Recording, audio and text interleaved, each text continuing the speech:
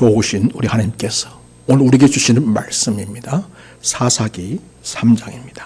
12절에서 31절까지 말씀을 제가 받들어 읽겠습니다.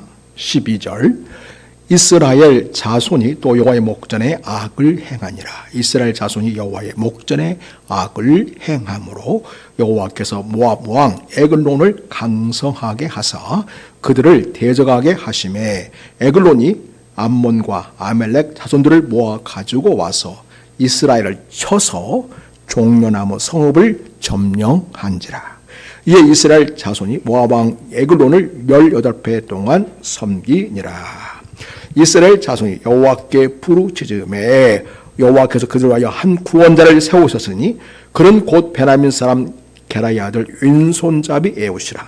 이스라엘 자손이 그를 통하여 모압 왕 에글론에게 공물을 바칠 때에 에웃이 길이가 한 9빗 되는 좌우의 날선 칼을 만들어 그의 오른쪽 허벅지 옥속에 차고 공물을 모압 왕 에글론에게 바쳤는데 에글론은 매우 비둔한 자였더라.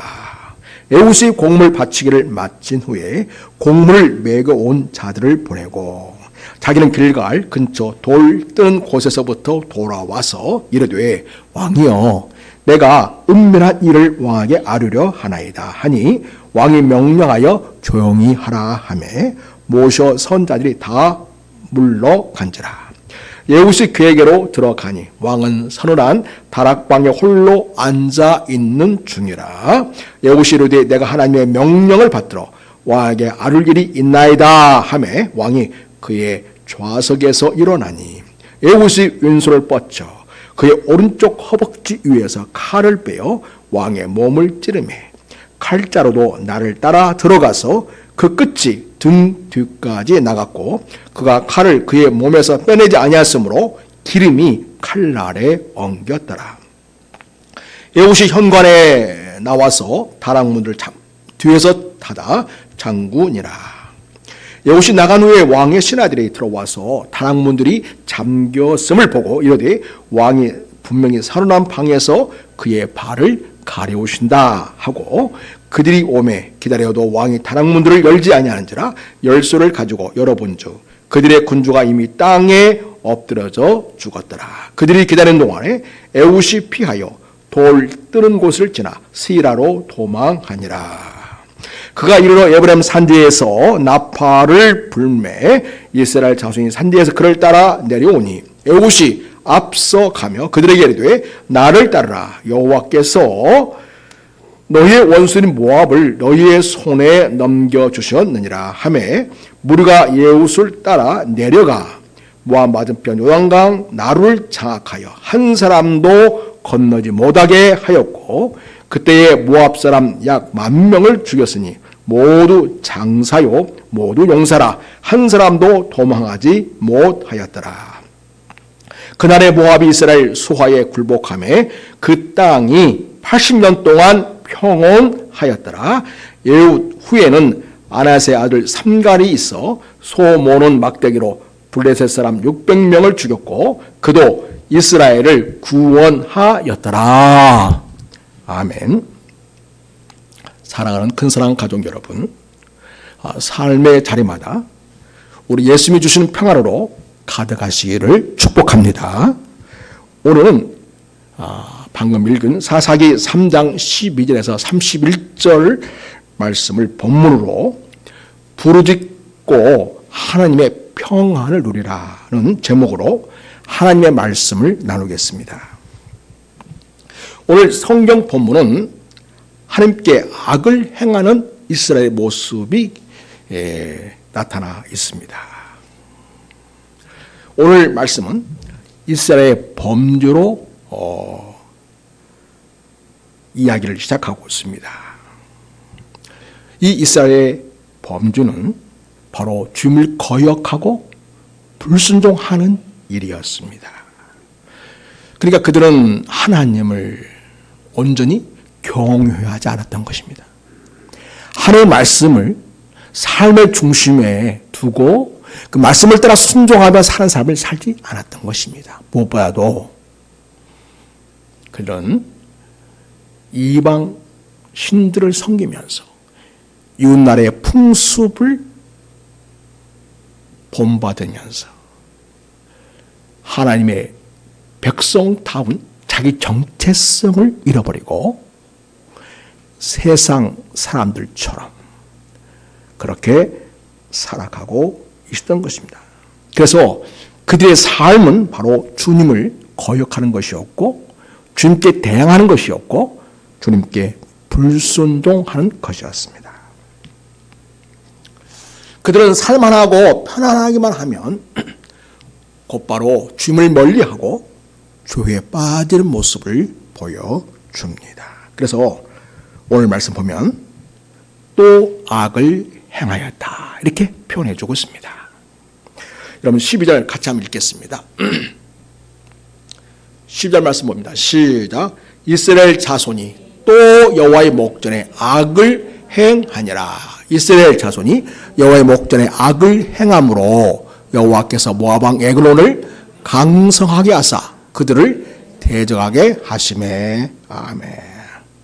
예, 또 그래서 여러분 사사기에는 계속 또가 나옵니다. 이 또는 또 복권이 아닙니다. 하나님의 진노를 사고 스스로 다른 나라의 노예가 되어버리는 그러한 비참한 삶을 가져오는 그런 또입니다. 그러나 하나님께서는 자기의 백성들을 그냥 내버려 둘 수 없었습니다. 그래서 하나님은 옆에 있는 모압 왕 에글론을 강성하게 하십니다. 그리고 이스라엘을 대적하게 하십니다. 여러분, 앞에 2장에서는 이스라엘 백성들이 하나님을 불순종하고 거역하자 그들을 누구의 손에 넘기셨다. 팔아 넘기셨다. 이런 표현을 하고 있습니다. 오늘은 모압 왕 에글론을 강성하게 하셔서 그들 대적하게 하셨다. 이렇게 표현하고 있습니다. 그래서 앞에 2장에서의 표현보다 훨씬 더 강한 어조로 하나님이 이스라엘을 다루시기로 작정했음을 보여줍니다. 우리 하나님께서는 이스라엘을 심판하기 위하여 이스라엘보다 더 강한 대적을 만드셨습니다. 모압이 더 강하도록 하신 것입니다. 이스라엘의 반역이 커질수록 하나님은 주변에 있는 강한 대적을 붙이십니다. 그래서 오늘 나오는 이 모압은 이스라엘을 다루고자 하시는 하나님의 지팡이로 사용하시는 것입니다. 사랑하는 여러분, 우리 주변에 많은 사람들과 더불어 살아갑니다. 어떤 경우는 그런 사람들이 우리의 삶을 참 힘들게 하는 자들도 있습니다. 그럴 때 여러분, 그러한 부분에 대해서 왜 이런 상황이 내게 주어졌을까? 여러 가지 생각을 하면서 기도해야겠지요. 하나님, 왜 제게 이런 어려운 상황을 만나게 하십니까? 그럴 때에 혹이라도 우리 마음에 성령께서 감동을 주셔서 내가 하나님께 기쁨이 되지 않는 그러한 하나님께 대한 불순종과 하나님을 대적하는 삶이 있었다면 그 문제를 먼저 깨닫고 회개함으로써 여러분의 삶의 자리를 다시 한번 새롭게 하게 되는 그런 계기로 삼으시길 바랍니다. 왜냐하면 하나님은 주변 사람들을 이와 같이 모압 에글론을 이스라엘을 다루시는 지팡이로 사용하신 것처럼 그렇게 주변 사람들 통해서 나를 깨우치고 나를 각성하게 하시고 다시 하나님께로 돌아가게 하기 위한 전략적인 차원에서 사용했듯이 주변 사람들을 하나님이 나를 하나님께로 인도하기 위한, 하나님 앞에 반듯하게 세우기 위한 그러한 지팡이로 사용하실 수가 있겠습니다. 하나님을 대적하는 그 악을 행하는 이스라엘은 결국은 모압 왕 에글론에게 정복당하는 처지가 되었습니다. 여러분 13절을 같이 한 말씀 보겠습니다. 읽습니다. 시작. 에글론이 암몬과 아멜렉 자손들을 모아가지고 와서 이스라엘 쳐서 종려나무 성읍을 점령한지라. 에글론이 옆에 있는 나라 암몬과 아멜렉 자손들에게 도움을 요청한 것이겠죠. 연합군을 이루어서 이스라엘 치러 온 것입니다. 그리고 마침내 종려나무 성읍을 점령했다 이렇게 말하고 있습니다. 종려나무 성읍은 바로 여리고성을 말합니다. 에글론은 자신이 동원할 수 있는 모든 인간의 힘을 동원합니다. 그리고 이스라엘 압박하는 데 성공했습니다. 그는 전쟁 전략가였고 용사였습니다. 그는 연합군을 형성하였습니다. 에글론은 하나님을 의지해서 강해진 것이 아닙니다. 인간적인 전략을 통해서 연합군을 형성하여 이스라엘을 친 것입니다. 그리고 종려나무 성읍을 점령함으로써 이스라엘 본토 안에 자신의 진지를 확실하게 구축하였습니다. 여리고성을 정복한 것입니다. 여러분, 여리고는 어떤 곳입니까? 이스라엘 백성들이 요단강을 건너서 만나게 된 큰 성읍, 첫 성이 바로 여리고입니다. 가나안 땅은 하나님이 일찍이 이스라엘 조상인 아브라함에게 약속하신 땅이었습니다. 그 약속하신 지 430년이 지나서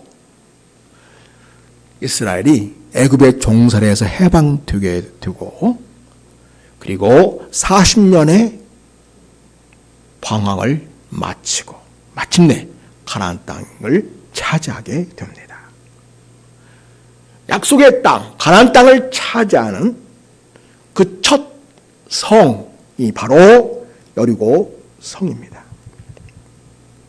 그러니까 하나님이 이스라엘 백성에게 약속하신 땅을 선물로 주시는데 그 첫 선물이 바로 여리고였던 거죠. 그만큼 이스라엘 백성들에게는 감격적이고 의미가 있고 뜻깊은 선물과 같은 그런 곳이었습니다. 그런데 그걸 빼앗기게 된 것입니다. 하나님의 은혜를 의지할 때, 하나님의 능력을 의지할 때, 하나님께 순종할 때 여리고성을 선물로 받았지만 이제는 하나님을 거역하고 불순종함으로써 하나님의 선물과 같은 여리고성을 빼앗기게 된 것입니다. 마치 축복으로 받은 것을 도둑질 당하는 그런 처지가 되었습니다. 이렇게 이스라엘 역사는 또 뒤집어지기 시작한 것입니다. 하나님께서 주신 마치 신혼 예물과 같은 여리고성을 모압 왕 에글론에게 도둑질 당한 것입니다. 하나님을 잊어버리고 하나님을 거역했기에 오늘 본문은 악을 행했다고 하지 않습니까? 그래서 하나님 주신 선물 여리고성을 빼앗겼습니다. 여러분 기억하십시오. 하나님을 잊어버리면, 하나님을 거역하고 불순종하게 되면 하나님이 주신 축복들을 잃어버리게 될 수 있습니다. 그리고 여러분 더 나아가서 내게 주신 축복들을 잃어버리게 될 뿐만 아니라 하나님 없이 사는 사람들, 이방 나라 그러니까 세상의 지배를 받으면서 살게 됩니다. 여러분, 하나님 없이 산다? 하나님을 예배하지 않고 하나님 말씀에 순종하지 않으며 산다? 이거는요, 영적 힘이 완전히 소멸된 그런 상태라고 볼 수 있겠습니다. 우리 영적으로 살아있을 때는 하나님의 다스림을 받으면서 하나님의 말씀을 순종할 영적 힘이 있습니다. 그러나 하나님 없이 사는 사람들은 영적 파워, 힘이 없기 때문에 결국은 이 세상의 지배를 당하면서 살게 됩니다. 이게 바로 영적인 원리입니다. 그래서 여러분 14절 한번 보시기 바랍니다.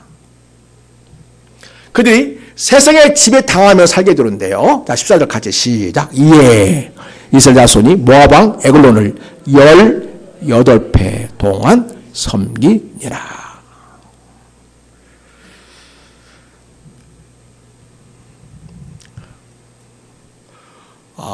이 애굽 사사 이전에 온예 사사 시대일 때는 이스라엘이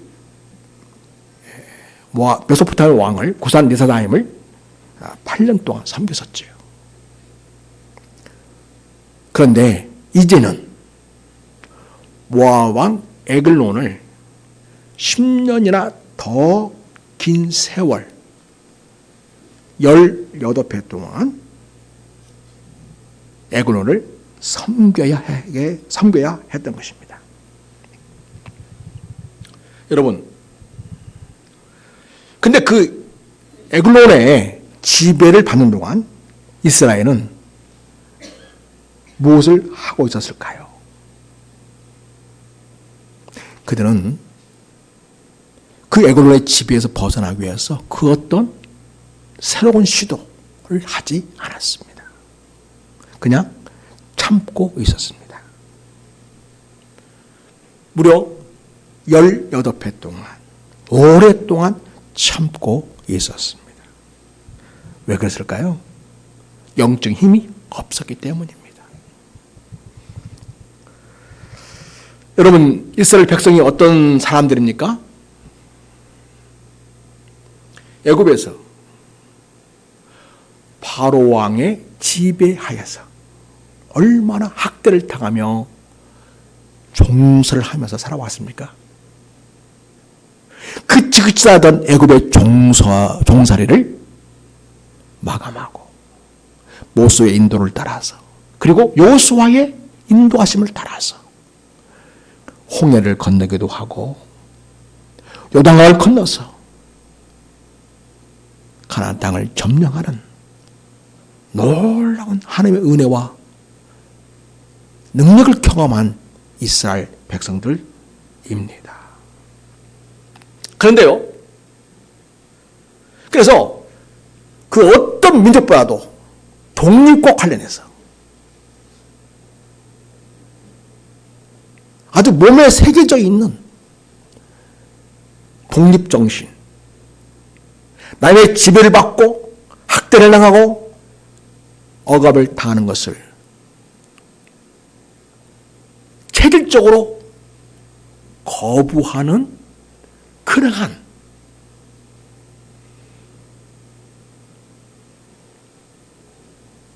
이스라엘 백성들인데 어떻게 그것도 사촌직을 할 수 있는 모압 나라에게 18배 동안이나 학대를 당하고 종살하면서 그냥 지내왔을까요?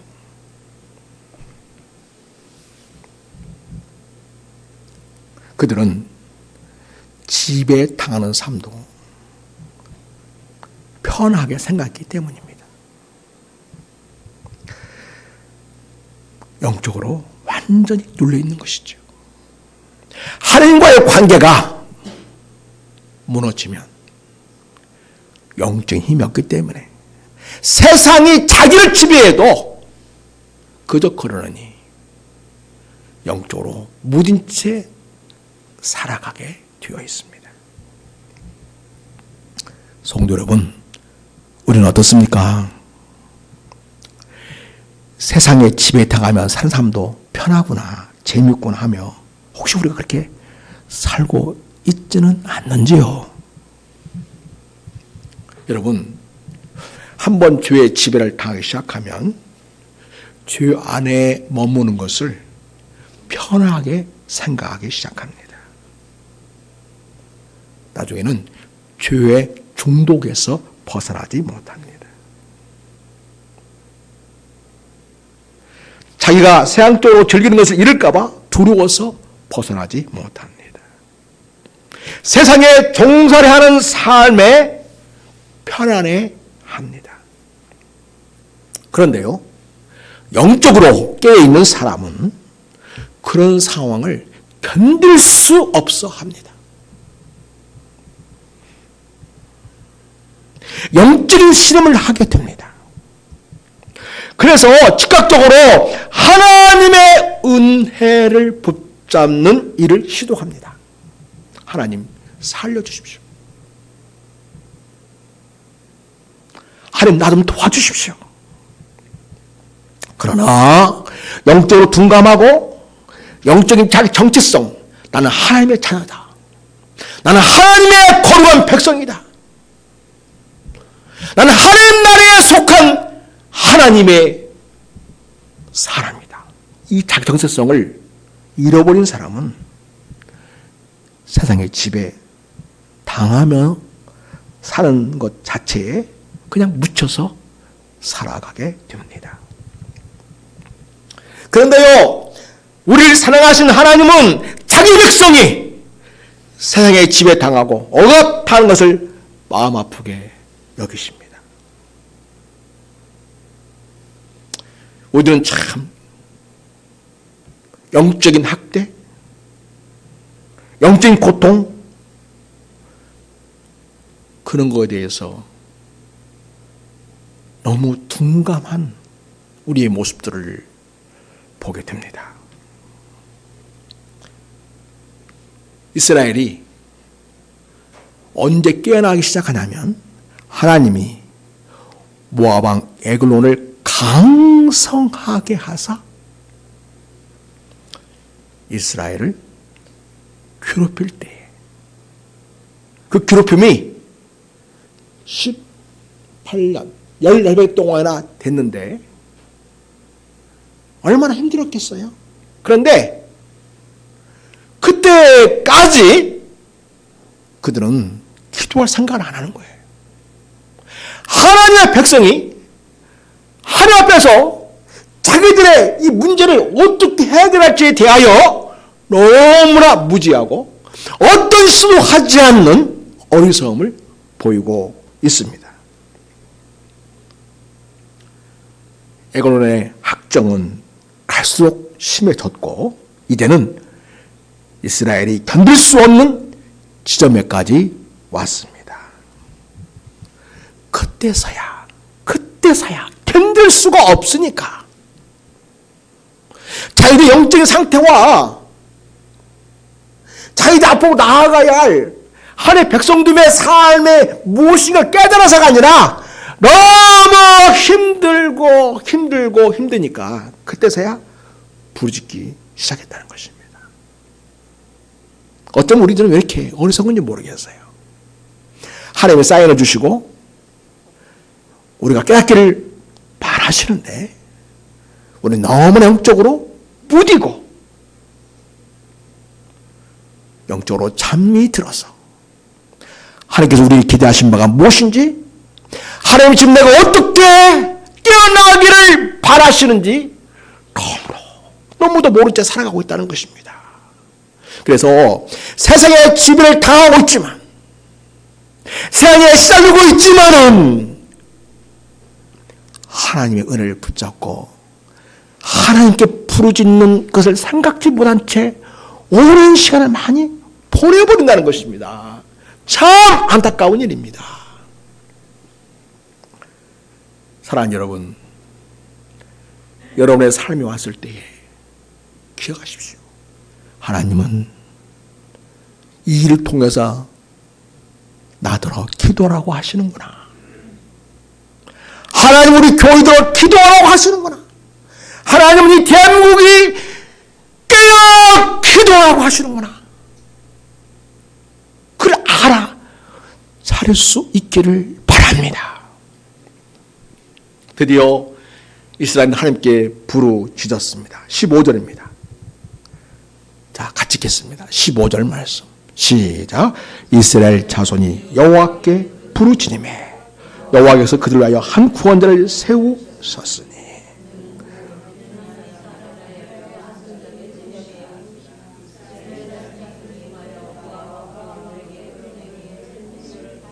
네, 여기까지. 더 이상 견딜 수가 없어서 부르짖으면 안 되게끔 상황이 되다 보니 그 부르짖음이 강렬하고 절과 같은 그런 부르짖음이 되었겠지요. 하나님은 이걸 기대하신 거죠. 하나님이 이스라엘 백성들을 에글론의 폭정을 통해서 고통받는 것을 즐거워하시는 게 아니라 그들이 그런 상황을 통해서라도 하나님께 돌아오기를, 하나님께 부르짖기를, 하나님의 은혜를 붙잡기를 하나님이 기대하시고 있었던 것입니다. 사랑하는 여러분, 여러분의 삶의 상황이 많이 어렵습니까? 고통스럽습니까? 너무나 힘듭니까? 왜 하나님은 그런 상황을 여러분에게 있도록 허락하셨을까요? 여러분 지금 방치하고 있는 게 아닙니다. 방치하고 있는 게 아니라 여러분 깨닫도록 이 상황을 지금 주되어 가고 있는 것입니다. 여러분 오해하지 마십시오. 하나님 여러분을 사랑하십니다. 여러분이 고통받는 것을 즐거워하시는 분이 아니십니다. 이런 상황 속에서 여러분이 깨닫고 영적으로 각성하고 하나님께 돌아와서 부르짖게 되기를 하나님이 기다리고 있습니다.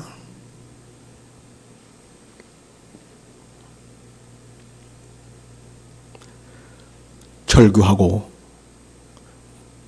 부르짖는 이스라엘의 기도를 하나님이 받으셨습니다. 하나님 앞에 절규하듯 부르짖는 기도는 하나님의 마음을 움직이십니다. 좀 더 일찍 부르짖었다면, 그리고 하나님께로 돌아왔다면 얼마나 좋았겠습니까? 그런데요, 우리는 너무 늦게 하나님을 찾습니다. 우리는 너무 늦게 하나님께 부르짖습니다. 우리가 기도를 시작해야 할 시점이 언제일까요? 물론 우리가 언제나 기도하면서 하나님과의 신실한 사랑의 관계, 친밀한 관계를 우리는 누려야 합니다. 그런데 우리가 그걸 잊어버리고 세상에 젖어 살고 하나님 없이, 열정 없이, 예배 없이 살아도 별일 없다 보니까 그렇게도 살아들은가 보다. 별일 없네. 이렇게 생각하고 유야무야 시간을 보내면서 영적인 무감각의 시절을 보낼 때 하나님은 당신의 사랑하는 자녀이기 때문에, 그래서 그렇게 방치해서는 안 된다고 생각하시기에 하나님은 우리의 육신을 자극하고 그 자극된 그 육신 때문에 영적인 자극을 받고 하나님 앞에 부르짖도록 하나님이 기대하고 있다는 것을 우리는 꼭 알아야 합니다. 우리가 기도를 시작해야 할 시점이 언제여야 할까요?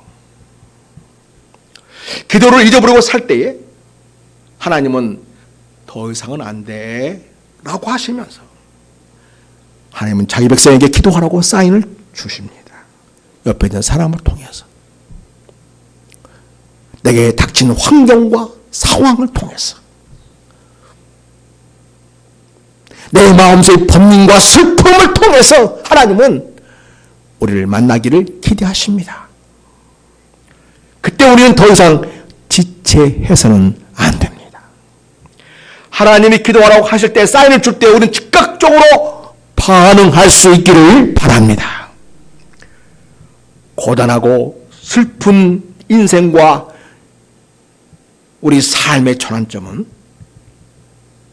영적으로 고단한 자기 처지를 자각하고 기도를 시작하는 데서 시작이 됩니다.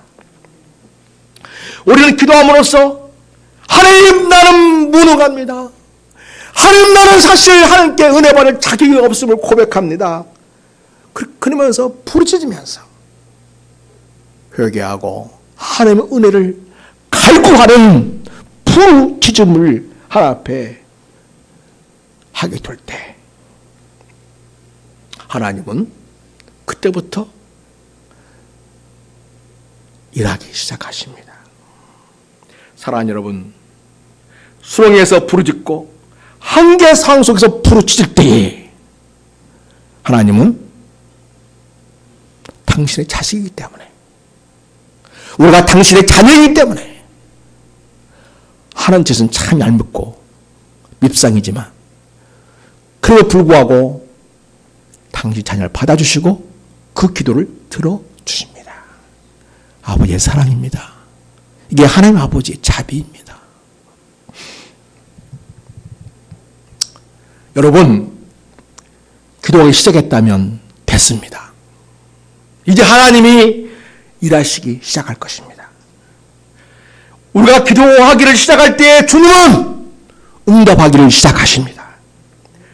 여러분, 인간의 구원은 인간의 손에 달려 있지 않습니다. 주님의 응답하시는 은총에 달려 있습니다. 이제 계속 기도하면서 하나님의 은혜를 붙잡고 하나님의 인도하심을 받으면 됩니다. 그럴 때 우리 인생의 역사는 새롭게 쓰여지기 시작합니다. 이스라엘의 부르짖음을 들으신 하나님은 어떻게 그 부르짖음에 응답하십니까? 하나님께 부르짖는 이스라엘을 위해서 하나님이 어떤 일을 시작하십니까? 15절입니다. 아까 읽었지만 다시 한번 읽겠습니다. 시작. 이스라엘 자손이 여호와께 부르짖으매 여호와께서 그들을 위하여 한 구원자를 세우셨으니 그런 곧 베냐민 사람 게레의 아들 왼손잡이 에웃이라. 아멘. 하나님께서는 부르짖는 이스라엘을 위해서 에웃을 구원자로 보내주셨습니다. 여러분, 우리가 부르짖을 때 하나님은 일하기 시작한다는 거 기억하시기 바랍니다. 감성이 풍부하신 신학교 교수님 한 분은 그것을 이렇게 표현했습니다. 성경은 인간의 부르짖음과 하나님의 응답이라는 이중주로 연주되는 악보이다, 이렇게 얘기하셨어요. 그렇습니다. 기도는 하나님의 부르심에 대한 인간의 반응으로 하나님과 함께 이중주를 연주하는 예술적인 삶을 시작하는 것입니다. 기도로 하나님과 함께 삶의 이중주를 연주하시는 여러분의 삶이 되시기를 축복합니다. 자, 우리가 기도할 때 하나님은요, 우리는 일하기 시작하시는데 사람을 붙여주십니다. 환경을 열어주십니다. 상황을 정리해 주십니다. 하나님은 먼저 버린 이스라엘을 위해서 에굿을 붙여주셨습니다. 자, 여러분, 이제 이스라엘 자손이 모압 왕 에글론에게 공부를 바칠 때가 되었습니다. 그 사역단 대표를 에웃이 맡게 되었습니다. 근데 여러분, 하나님께서 응답하실 때 처음부터 내 마음에 쏙 들게, 다 내 마음에 들게 그렇게 응답하시는 모습이 아닐 수 있습니다. 에웃은 베냐민 지파의 사람입니다. 그때 가장 강력한 지파인 유다 지파의 사람이 아니었습니다. 저 조그마한 베냐민 사람이 뭘 하겠다는 건가? 그런 생각이 드는 지파에 속한 사람인 거죠. 더더군다나 그런 오른손잡이가 아니었습니다. 왼손잡이였습니다. 여러분, 성경에는 오른쪽과 왼쪽을 말하는 부분이 많이 나오죠. 되게 좋은 쪽은 어느 쪽을 말해요? 오른쪽 거. 좀 안 좋은 것은 항상 비유할 때 어디에 있다고 말해요? 어디 쪽이에요? 왼쪽.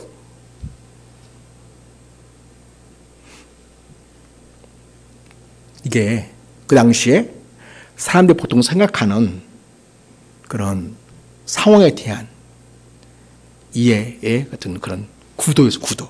어떤 틀이었습니다. 왼손잡이였던 거죠. 하나님이 우리를 위해서 일하신다고 하는데 뭔 변한 집밥 사람이 와서 일한다고 하는 거야? 뭔 왼손잡이가 와서 일한다는 거야? 사랑하는 여러분, 우리는 하나님께 기도하면서 하나님 응답을 기대할 때에 인간의 어떠한 편견과 식견도 다 내려놓고 하나님이 하실 일을 기대하시기 바랍니다. 하나님은 우리의 식견과 판단과 고정관념을 뛰어넘으셔서 당신의 위대한 일들을 행하시게 됩니다. 그러므로 여러분이 기도를 시작하고 하나님의 은혜를 기대할 때에 어떤 경우에도 주변의 상황이 내가 원하는 대로 돌아가지 않는다 할지라도 중도에 포기하지 마십시오. 계속 하나님을 기대하시기 바랍니다. 계속 기도하십시오. 여러분이 생각하는 나름대로의 이래 있으면 좋겠다고 하는 좋아 보이는 그런 모습이 아니더라도 계속 기도하십시오. 왜냐하면 하나님은 우리보다 지혜롭습니다. 하나님은 우리보다 더 정확한 판단을 가지고 계신 분이십니다. 하나님은 우리 어떤 대안보다 더 완벽한 대안을 준비하시는 분이십니다. 하나님을 신뢰하십시오. 그리고 계속 기도하시기를 바랍니다.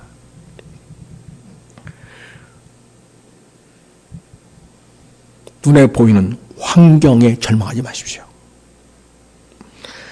사람이 가진 보통 사람들의 편견과 식견과 관념과 관습에 여러분 비추어 판단하지 마십시오. 계속 기도할 때에 하나님은 우리의 기도를 넘어서서 마침내 하나님께서 얼마나 놀랍게 역사하시는가를 우리가 목격하게 될 것입니다.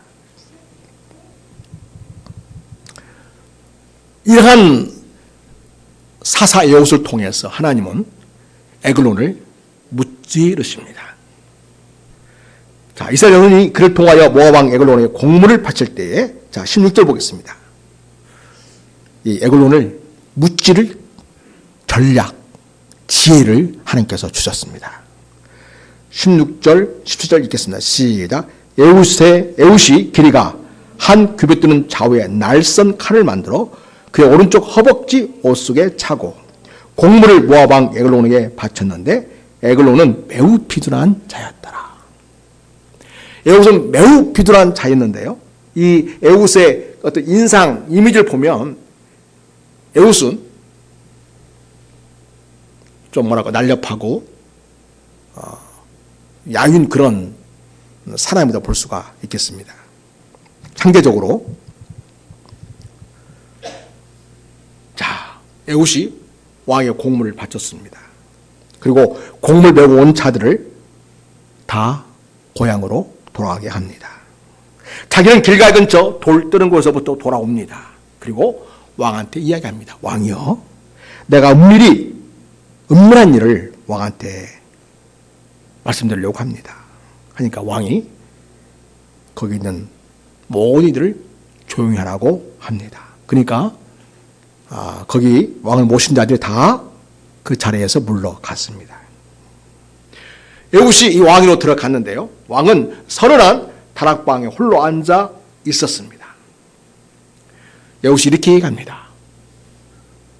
그 에글론이 좋아할 만한 호기심을 유발시키는 그런 발언으로 접근을 합니다. 내가 하나님의 명령을 받들어 왕에게 아뢰 일이 있나이다. 이렇게 얘기합니다. 그러니까 이 왕은 당시 어떤 왕도 다 신을 모시는 사람들이잖아요. 그러니까 하나님, 그 신이 말씀한다고 하니까 그가 자리에서 일어나는 거죠. 그때의 여우스는 오른쪽 허벅지에 단도를 준비해 갔는데요. 양날 있는 단도를 준비해 갔습니다. 윤수잡이지 않습니까? 왼손을 가지고 자기 오른쪽 허벅지 위에서 칼을 빼어서 왕의 몸을 찌릅니다. 얼마나 세게 찔렀는지 칼자루도 나를 따라 들어갔어요. 그 끝이 등 뒤까지 나갔습니다. 그 칼을 그의 몸에 박힌 채로 두니 그 왕의 몸 기림이 칼날에 엉기게 되었습니다. 사랑하는 여러분, 그래서 마침내 이스라엘을 18해 동안이나 괴롭혔던 에글론은 인생을 마감하게 됩니다. 그럼 여기서 에글론은 우리가 어떻게 이해할까요? 물론 옆에 있는 모압 나라의 왕입니다만 하나님의 나라를 대적하고 하나님의 백성들을 학대하는 그러한 왕은요, 마치 애굽 시대의 파라왕과 같은 그런 존재인 거죠. 다시 말해서 사단의 화신이라고 할 수 있는 거죠. 하나님의 백성들을 대적하고 괴롭히는 사단의 화신으로서의 애굽이라고 볼 수가 있겠습니다. 성경은요, 이 세상의 권세자들이 영적으로 보면 사단의 화신 경우가 너무 많습니다. 정의와 공평과 사랑을 멀리하고 악의와 편견과 그리고 사사로운 이해를 따라서 나라를 엉망으로 만들고 백성들을 괴롭히는 그러한 사단의 역할을 하는 자들이 있습니다. 그래서 신약성경에서는 이런 자들은 정사와 권사와 세상의 어른 주관자들의 화신이다. 그렇게 얘기합니다. 그래서 여러분, 단순히 인간 사랑이라는 것은 인간들끼리의 관계만으로 끝나는 것이 아닙니다. 인간 사랑은요, 영적인 세력과 항상 연결되어 있습니다. 오죽하면 용산의 아저씨는 총공이라는 분, 그분의 영적인 힘을 빌려가지고 뭔가를 알아보고 뭔가를 결정하고 그런다고 우리가 좀 들어보지 않았습니까? 이렇게 영적인 어둠의 사람들과 손을 잡고 일을 하는 화신처럼 되게 권력자들은 그렇게 일을 합니다. 하나님은 이런 어둠의 세력을 항상 물리치시고 승리하게 하시고 거기에 하나님의 나라와 정의와 공평을 세워 가십니다. 자, 이제 애굽이 왕을 만나러 갔는데 왕이 안 나오는 거예요. 여호수는 왕을 칼로 찌른 다음에 현관으로 나와서 다락문들 뒤에서 닫아 잠궜습니다. 여호수 나간 후에 24절 오면 왕의 신하들이 들어와서 다락문들이 잠겼음을 봅니다. 다락문이 잠겼으니까 왕이 분명히 서른한 방에서 그의 발을 가리우시는구나, 이렇게 그들이 생각을 했습니다. 이게 무슨 말이냐면 발을 가리운다. 이건 뒷일을 보고 있다 그 말이에요. 예. 뒷일을 보고 있다. 근데 계속 오래 기다려도 왕이 다락문을 열지 않으니까 마침내 열쇠를 가지고 열어봅니다. 그들의 군주가 이미 땅 엎드러져 죽어 있는 모습을 보았습니다. 자, 신하들이 이 왕을 기다리는 동안에 여우스는 피하여 돌 뜨는 곳을 지나서 스하라로 도망합니다. 그리고 에브라임 산지에서 나팔을 붑니다. 이스라엘 자손이 산지에서 에훗을 따라 내려옵니다. 에훗이 앞서가면서 이야기합니다. 22절입니다. 28절입니다. 우리 같이 읽겠습니다.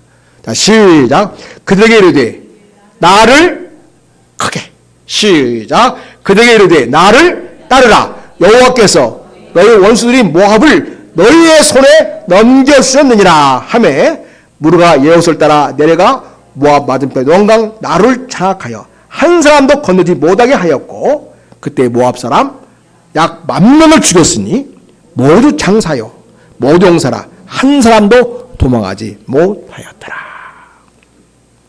그래서 완전한 승리를 거두게 되는데요. 이때 에훗의 하나님께 대한 정신이 살아있음을 보게 돼요. 사실 자기 손으로 죽인 거 아닙니까? 에글론을. 그렇지만 어떻게 표현합니까? 내가 죽였다. 자기의 용명을 잘하는 것이 아니고 여호와께서 너희의 원수들인 모압을 너희 손에 넘겨주셨다. 이렇게 함으로써 하나님 하셨다고 하나님께 영광을 돌리는 모습을 보게 됩니다. 그리고 여러분, 하나님께서 그 나라에 이제 평안을 주십니다. 30절, 31절 같이 읽겠습니다. 시작. 그날에 모압이 이스라엘 수하에 굴복하며 그 땅이 몇 년 동안?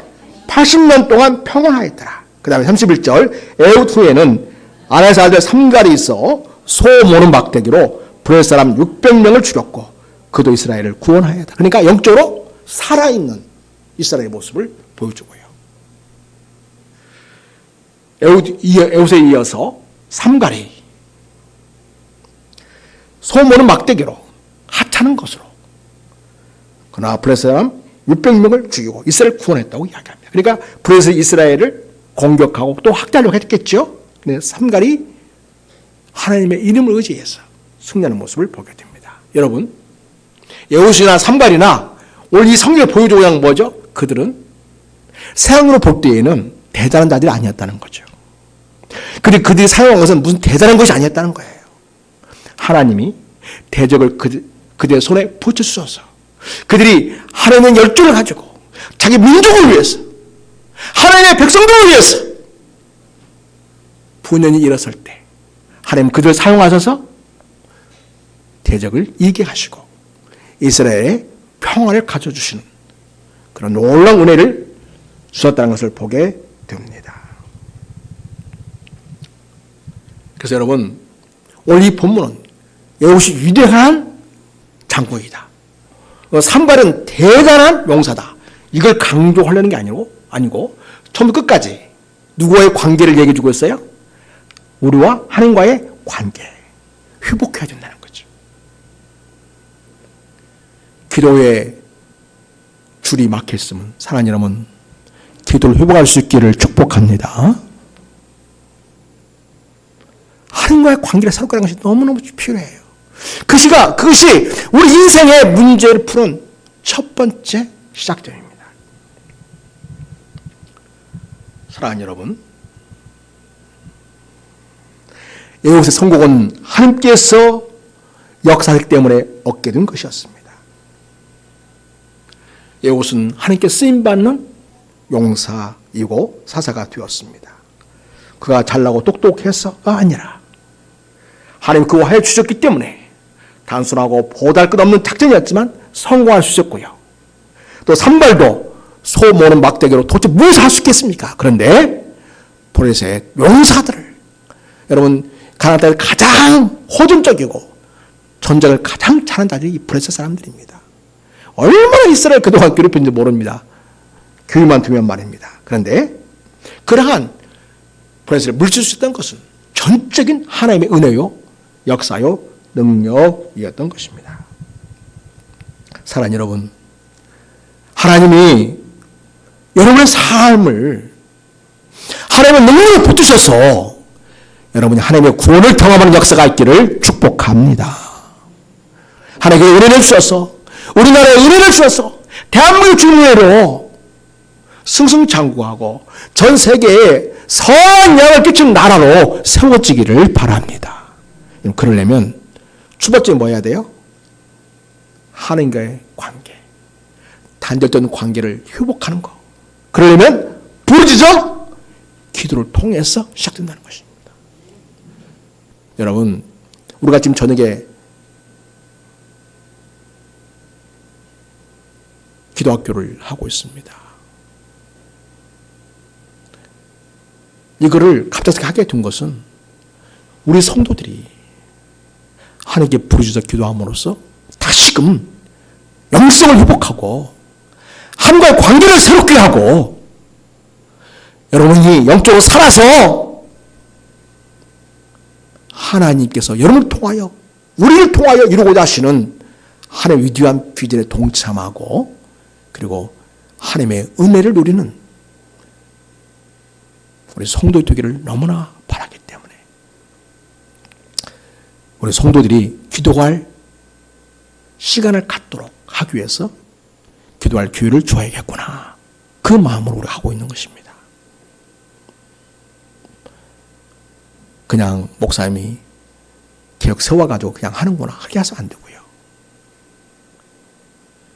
부르짖어 기도할 때에 하나님 이스라엘을 구원하시던 것처럼 여러분이 하나님께 부르짖어 기도할 때에 하나님과 관계를 새롭게 하고 죽었던 영성이 살아나게 되고 하나님의 응답의 역사가 시작하게 되고 여러분의 가정과 사랑하는 자녀들과 여러분의 삶의 자리에 하나님의 놀라운 은혜의 시작이 될 것입니다. 여러분 꼭 기도하는 우리 성도를 되기를 바랍니다. 사랑하는 여러분, 우리 예수님은 죄의 권세를 깨뜨리시고 우리를 구원하셨습니다. 그리고 우리에게 내가 너에게 평안을 주오니 내가 너에게 주는 평안은 세상에 주는 것 같지 않다고 하셨고요. 보라시 후에 말씀하시기를 너에게 평안이 있을지어다 하셨고요.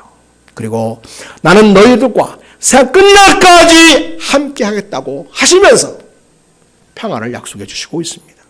사랑하는 여러분, 이 좋으신 우리 예수님 꼭 붙잡고 믿음을 잃지 않고 여러분 영성을 깨워서 부르짖어 기도함으로써 하나님의 은혜를 붙잡고 하나님의 능력을 붙들려 하나님의 승리를 경험하면서 하나님의 살아계심을 날마다 체험하는 우리 모든 성도가 되시기를 예수의 이름으로 축복합니다. 하나님 아버지, 우리가 영적으로 시달리고 육신도 고달퍼도 기도하지 않는 이 모든 것은 우리가 너무나 이 세상에 익숙해 있기 때문이 아닌가요? 아버지, 우리를 잠들어 있는 우리를 깨워주시옵소서. 제가 다시 일어나길 원합니다. 하나님께 부르짖기를 원합니다.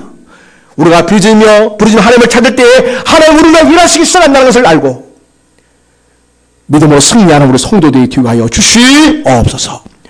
기도할 때에 성령으로 충만케 하시고 하나님 나라와 의를 위하여 아름답고 복되게 쓰임받는 주의 권속들이 되게 하여 주시옵소서.